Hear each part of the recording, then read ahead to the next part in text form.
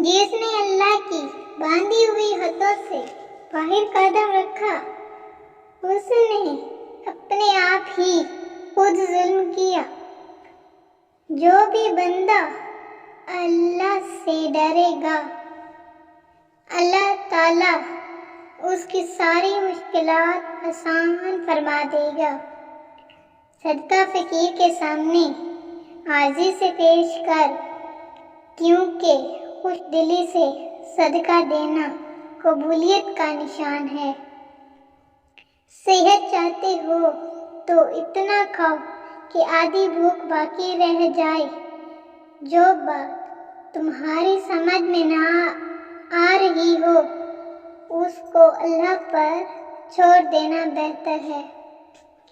کہاں ہیں وہ لوگ جنہوں نے بہت سے شہر بنائے تھے اور شہروں کے ارد گرد مضبوط دیواریں بنائی تھی؟ اگر تم تقوی اور پاک دامنی اختیار کرو گے تو تھوڑا عرصہ ہی گزرے گا کہ تمہیں پیٹ بھر کر روٹی اور گھی ملنے لگے گا۔ عوام میں اس وقت تک ٹہر پیدا نہیں ہوتی جب تک اس کے پیشوا اور رہنما ان سے سیدھے رہتے ہیں۔ ہر چیز کے لیے کوئی نہ کوئی آفت ہوتی ہے اور ہر نعمت کسی نگہبانی مصیبت کی نظر ہوتی ہے۔ حرام طریقے سے حاصل ہونے والی تمام پسندیدہ لذتیں ختم ہو جائیں گی، صرف گناہ اور شرمندگی باقی رہ جائے گی۔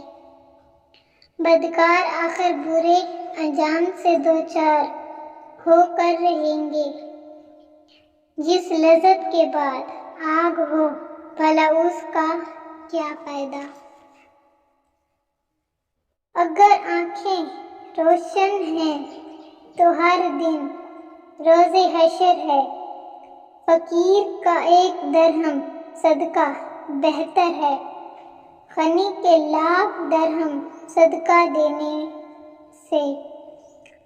جس نے ایک دن میں 7 اجواء کھجوریں کھائی، اس کے پیٹ کا ہر مرض مارا گیا، اور جس نے ہر روز 21 کشمش سرخ کھائیں، وہ اپنے جسم میں کوئی ناپسندیدہ شکایت نہ دیکھے گا۔